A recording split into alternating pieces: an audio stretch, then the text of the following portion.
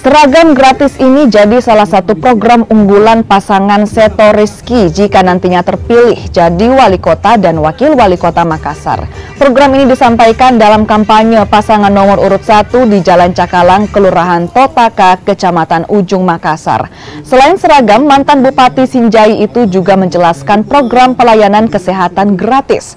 Warga pun hanya perlu membawa KTP jika ingin mendapatkan layanan kesehatan. Punya keinginan, supaya apa? Supaya aman nih uangnya ibu 2 juta rupiah. Simpan-simpan nih buat beli skincare. Biar cantik nih kayak Ibu Budi Astuti dan Ibu Lola di depan sini. Dan saya dapat sampaikan bahwa program ini bukan program coba-coba. Bukan di program yang baru kami hayal-hayalkan. Kenapa? Karena saya sudah buat program ini ketika saya jadi bupati di Kabupaten Sinjai.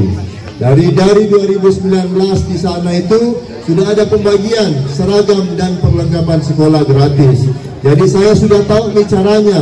Saya sudah tahu bagaimana melaksanakannya dan berapa anggarannya.